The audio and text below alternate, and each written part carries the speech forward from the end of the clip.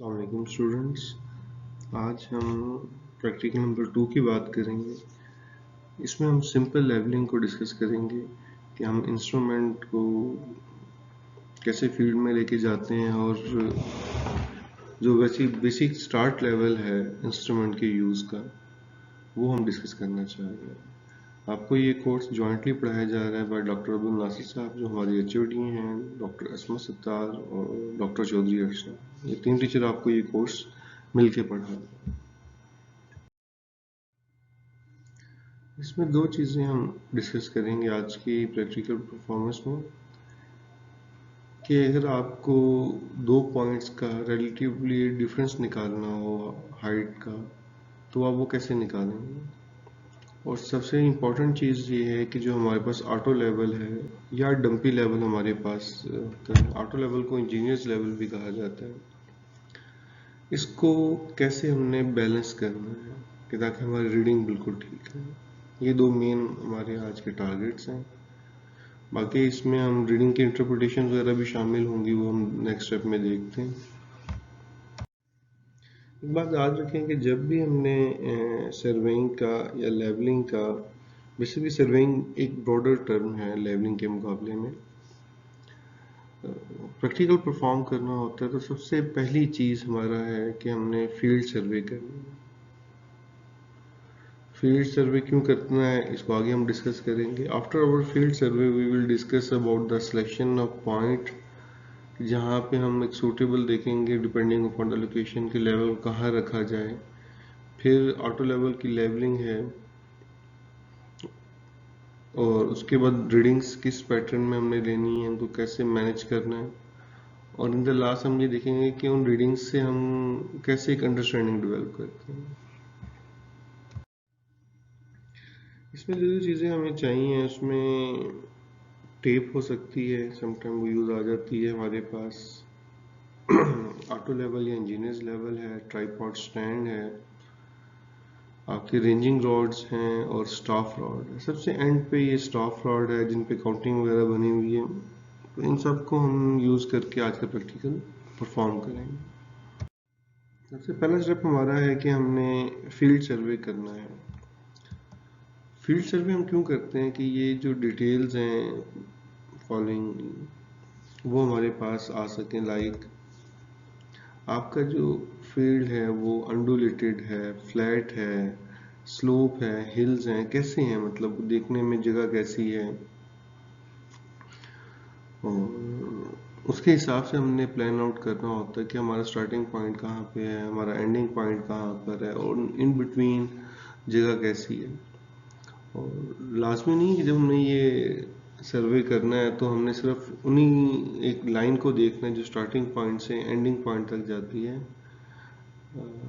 उस लाइन के अलावा भी हमने उसके इर्द गिर्द की डिटेल्स लेनी है।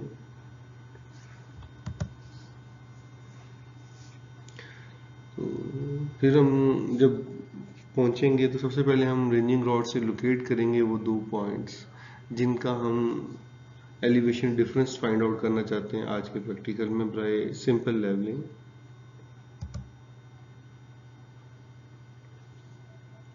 फिर हम देखेंगे कि वहाँ पे हमें काम करते हुए क्या क्या मुश्किलात पेश आ सकती हैं। लाइक कहीं पे हाई टेंशन लाइन से ऊपर से नहीं गुजर रही और कोई आ, पानी शानी का तो इशू नहीं है, रेनफॉल का इशू है या कोई वाटर कोर्स वहाँ से गुजर रहा है। किस तरह के मूवमेंट प्लान्स हमारे होने चाहिए। अगर हमने कहीं मूवमेंट करनी है तो हमें क्या मुश्किलात पेश आ सकती हैं। अगर हमने इंस्ट्रूमेंट सेट करना है तो इंस्ट्रूमेंट सेट करने में हमें क्या मुश्किलात पेश आ सकती हैं। तो ये सब कुछ देखने के बाद हमने डिसाइड करना है कि अगर हम काम ऐसे शुरू करते हैं तो what would be the problems, और फिर उनको हमने देखना है कि फील्ड में रहते हुए हमने उनको कैसे ओवरकम करना है। सबसे इम्पोर्टेंट स्टेप आपका यही है। आप फील्ड में जाते हैं और देखते हैं कि कैसे कम से कम टाइम में आपने मैक्सिमम आउटपुट लेंगे। फिर आप ऑटो लेवल को सेट करने की जगह बनाते हैं। मैंने पहले भी आपसे ये कहा है कि लाजमी नहीं है कि हमारा ऑटो लेवल उन 2 पॉइंट के दरमियान में कहीं पड़ा हो जिन पे हमने मेजरमेंट्स लेनी, वो साइड पे भी हो सकते हैं उनसे depending on the conditions.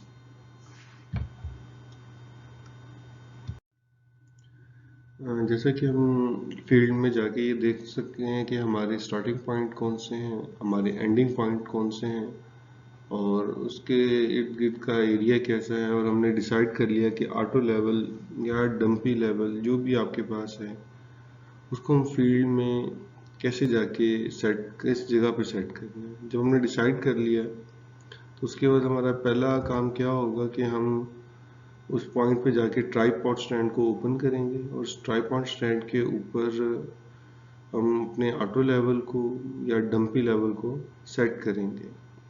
Like tripod stand में एक स्क्रू होता है, वो स्क्रू हम प्लेस करेंगे अपने ऑटो लेवल को और स्क्रू को टाइट कर देंगे। अच्छा, इसके बाद हमने रफ लेवलिंग करनी है इंस्ट्रूमेंट की कि जो ट्राइपॉड स्टैंड की लेग्स हैं उनकी जो लेंथ है वो एडजस्टेबल हो सकते हैं। उसके बाद उनको हम आगे पीछे मूव भी कर सकते हैं लेंथ के साथ साथ। तो हमारी कोशिश ये होनी है कि सबसे पहले हम रफली लेवल करने अपने ट्राइपॉड स्टैंड को। मोस्टली जो हमारे ऑटो लेवल्स हैं वो लेग एडजस्टमेंट से बहुत हद तक लेवल हो जाती हैं। जो कि डंपी लेवल हैं उनको थोड़ा सा टाइम लगता है। वो क्यों टाइम लगता है इसको हम भी आगे डिस्कस करते हैं। जी, अब आपने अपने ऑटो लेवल को या डंपी लेवल को उस पॉइंट पे सेट कर लिया तो ट्राइपॉड स्टैंड से आपने रफ एडजस्टमेंट कर लिया। अब जो ऑटो लेवल है उस पर सिर्फ एक बबल होता है बेस प्लेट में, जबकि जो टेलीस्कोप होती है हमारी या डंपी लेवल होता है उसमें दो बबल होते हैं। एक तो बेस प्लेट पे होता है सर्कुलर सा, और एक टेलीस्कोप का अपना बबल होता है। फॉर द टाइम बिंग हम टेलीस्कोप के जो अपने बबल को इतना डिस्कस नहीं करेंगे। हमारा पहला टारगेट जो बेस प्लेट है उस पे जो बबल बना हुआ है सर्कुलर सा, उसके अंदर एक दायरा होता है, दायरे के अंदर हमने बबल को लेके आना है। तो वो व्हाट्सएवर ऑटो लेवल है, वो व्हाट्सएवर डंपी लेवल है, स्टैंडर्ड वे तो ये है कि आप जो टेलीस्कोप है उसके नीचे बेसिकली 3 स्क्रूज लगे होते हैं। ये स्क्रू उन स्क्रू से अलग हैं जिससे हमने अपने ऑटो लेवल को या डंपी लेवल को ट्राईपॉड पे फिक्स किया था। ये उसके ऊपर जो ट्राईवेट, जिसकी आप लास्ट में कुछ स्टूडेंट को कन्फ्यूजन थी, ये ट्राईवेट क्या चीज़ है, ये प्लेट क्या है, ये वो बेसिकली चीज़ है, वो 3 स्क्रूज हैं। आपने खैर उन 3 में से 2 स्क्रूज के ऊपर टेलीस्कोप को अपने प्लेस करना है, रोटेट करते हुए लेके आना है। उसके बाद आपने दोनों स्क्रूज को इनवर्ड या आउटवर्ड मूव करना है टिल कि आपको लगे कि ये बबल सेंटर में आ गया है। फिर आप टेलीस्कोप को 90 डिग्री पर टर्न करेंगे। जब आप 90 डिग्री पर टर्न करेंगे तो वो तीसरे स्क्रू के ऊपर आ जाएगी। अब आपने थर्ड स्क्रू को इनवर्ड या आउटवर्ड मूव करना है टिल वो लेवल पे आ जाए, मतलब जो बबल है हमारा अगेन उस सर्कल में आ जाए। अब जब ये आ जाएगा, आप दोबारा इसको 90 डिग्री में मूव करेंगे तो ये प्रीवियस पोजीशन पे आ जाएगा। अगर मतलब ये दो जो हमारे स्क्रूज हैं उनके ऊपर आ जाएगा। अगर ये बबल समटाइम ऐसे होता है कि सेंटर में नहीं रहता तो आप दोबारा इसी स्टेप को रिपीट करेंगे टिल कि आपके टेलीस्कोप की मूवमेंट के साथ आपका जो बेस प्लेट का बबल है वो सेंटर में रहता है।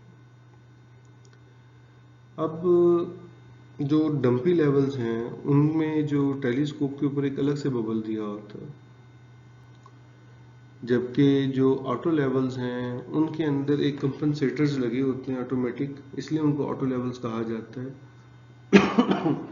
वो कंपनसेटर्स टेलीस्कोप को खुद ही से, उसके अंदर 2 प्रिज्म्स का एक मैकेनिज्म है, वो टेलीस्कोप को खुद ही लेवल कर लेते हैं। लेकिन जो डंपी लेवल है ऑटो लेवल की पुरानी शक्ल, उसमें ये चीज़ नहीं होती। तो उसके लिए फिर एक उन्होंने अलग से स्क्रू दिया होता है, उस स्क्रू से हम टेलीस्कोप को अलग से लेवल करते हैं, जबकि ऑटो लेवल में आपको उसको अलग से लेवल करने की ज़रूरत नहीं है। चलिए, अब आपका लेवल फील्ड में सेट हो चुका है। आपने इसको टेलीस्कोप को उसकी एक्सिस पे रोटेट करके देख लिया कि बबल कहीं पे भी अपने बैलेंस से लेवल से बाहर नहीं जाता। आप स्टाफ रॉड को फर्स्ट रॉड पे प्लेस करेंगे। स्टाफ रॉड एक लाइक अ स्केल, एक फुट्टे की तरह सा होता है, बड़ा सा। इसको हम ओपन कर करके 5 मीटर तक भी इसकी रीडिंग जा सकती हैं, 3 मीटर तक की भी जा सकती है, डिपेंडिंग अपॉन द साइज। तो आपने उसको अपने फर्स्ट पॉइंट पे प्लेस करना है, और उसको प्लेस करना और होल्ड करना बड़ा इंपॉर्टेंट है, क्योंकि अगर आपने उसको एग्जैक्टली वर्टिकल नहीं रखा, बैलेंस नहीं रखा, तो it may cause some error. और इसका भी एक्सटेंडेड तरीकेकार है, वो मैं आपको बाद में वीडियो में शेयर करूंगा। और इसमें पीछे समटाइम बबल लगा होता है, लेकिन वो बबल मिसप्लेस हो जाता है। लेकिन अगर बबल लगा हो तो आपके लिए स्टाफ रॉड को बैलेंस करना बहुत आसान हो जाता है। तो खैर, आपने स्टाफ रॉड को फर्स्ट पॉइंट पर प्लेस किया, और हम ये अज्यूम कर लेते हैं कि जो फर्स्ट पॉइंट है उसकी जो एलिवेशन है हमें मालूम है।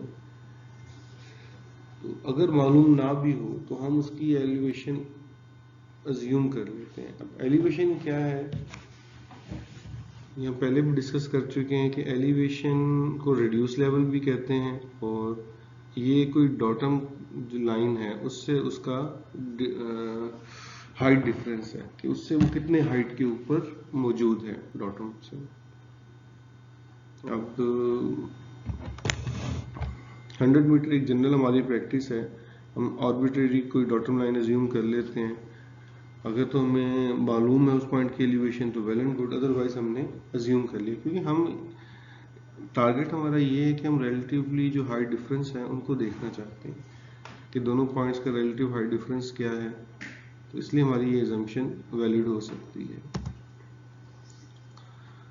अब हमने टेलीस्कोप को स्टाफ रॉड पे फोकस करना है। टेलीस्कोप के अंदर हमारे पास क्रॉस हेयर्स होंगे, और उसके अंदर हमारे पास आईपीस के ऊपर भी एक एडजस्टमेंट लगी होती है। आईपीस जहाँ से हम अपनी आँख को प्लेस करते हैं रीडिंग नोट करने के लिए, और उसके बाद फिर उसमें ऑब्जेक्ट ग्लास के ऊपर भी एक एडजस्टमेंट होती है जिससे हम फोकसिंग स्क्रू लगा होता है। तो रीडिंग लेने से पहले ना हम अपनी आंखों को जरा ऊपर और नीचे मूव करते हैं, रिमूवल ऑफ पैरेलैक्स है, तो इसका हम अलग से प्रैक्टिकली डेमोन्स्ट्रेशन देंगे आपको। खैर, हमारी ये स्टेप एजम्पशन है कि हमारा इंस्ट्रूमेंट में किसी भी किस्म की एरर नहीं है। हमने फोकसिंग स्क्रू से रीडिंग को क्लियर करके देखना है बिल्कुल कि क्रॉस हेयर पे एग्जैक्टली क्या वैल्यू आ रही है। अब चूंकि ये हमारी पहली रीडिंग है, और ये रीडिंग कहाँ पे है, हमारे फर्स्ट पॉइंट पे, और फर्स्ट पॉइंट पे की जो एलिवेशन है वो हमें मालूम है, तो इस रीडिंग को हम बैक साइड कहते हैं। मजीद इसके बारे में आप थ्योरी में स्टडी करेंगे। इस रीडिंग को आपने नोट किया। अब आपने जो इंस्ट्रूमेंट की हाइट है वो नोट करनी है। डिफरेंट अप्रोचेस हैं, लाइक 2 कॉमन अप्रोचेस हमारे पास हैं, एक राइज एंड फॉल मेथड है, एक हाइट ऑफ इंस्ट्रूमेंट मेथड है। ये चीज़ें थ्योरी के पार्ट में है आपके पास, तो उधर हम डिस्कस करेंगे। यहाँ पे हम एक मेथड यूज करें जिसको हम हाइट ऑफ इंस्ट्रूमेंट कहते हैं, कि हमारी उस जो डॉटम लाइन से जो हमारा इंस्ट्रूमेंट का सेंटर है, लाइन जो क्रॉस एयर है जिस पर रीडिंग नोट किया, वो कितनी बुलंदी पर है। तो इसमें क्या है कि आपके पास जो पहले पॉइंट का रिड्यूस लेवल था या एलिवेशन थी जो नोन थी या हमने एज्यूम किया, उसमें आप बैक साइड को ऐड कर देते हैं। इसीलिए समटाइम हम कहते हैं कि जो back side is always a positive side. अच्छा, अब आपने स्टाफ रॉड को दूसरे पॉइंट पे ले जाना है, और अपनी टेलीस्कोप को वहाँ पे आपने फोकस करना है। जब आपने वहाँ पे फोकस किया तो अगेन आपने क्रॉस हेयर को एग्जैक्टली देखना है कि किस पॉइंट के ऊपर है और वहाँ पे क्या रीडिंग आ रही है, और हमारा जो स्टाफ रॉड है वो भी बिल्कुल स्ट्रेट होना चाहिए ताकि उसमें एरर ना आए। वहाँ पे रीडिंग को नोट करके कहना है फोर्थ साइड। अब देखिए, फोर्थ साइड उस पॉइंट पे है जिसका हमें रिड्यूस लेवल या एलिवेशन मालूम नहीं है। इसके बाद हमने उस पॉइंट का एलिवेशन कैसे मालूम करना है कि हाइट ऑफ इंस्ट्रूमेंट जो प्रीवियसली निकाली थी उसमें से हमने फोर्थ साइड को सबट्रैक्ट करके, that's why the fourth side is always said as a negative side. तो ये आपकी रीडिंग्स हैं बैक साइड और फोर साइड, और उनसे हाइट ऑफ इंस्ट्रूमेंट और हमारा जो अगला पॉइंट है उसकी जो रिड्यूस लेवल है वो हमने देखा कि कैसे निकाला जा सकता है। इसकी एक डेमोंस्ट्रेशन अगली स्लाइड में भी हम देखते हैं। आपने ऑब्जर्व किया कि आपका फील्ड देखने में कुछ इस तरह सा है, ऊपर नीचे से है। ये एक साइड व्यू के तौर पे मैं प्रेजेंट कर रहा हूँ। आपने देखा कि आपका स्टार्टिंग पॉइंट कहाँ पर है, जिसकी एलिवेशन आपको मालूम है, जिसका रिड्यूस लेवल आपके पास है। आपका ये दूसरा पॉइंट जिसकी एलिवेशन या रिड्यूस लेवल आपने मालूम करना है। आपने इंस्ट्रूमेंट को एक सूटेबल प्लेस पे सेट किया, लेवल किया। ये आपकी कोई डॉटम है। अब ये डॉटम मीन सी लेवल भी हो सकती है अगर आपके पास पॉइंट ए की स्टैंडर्ड एलिवेशन मौजूद है, रिड्यूस लेवल, या आप उसको ज्यूम कर लेते हैं।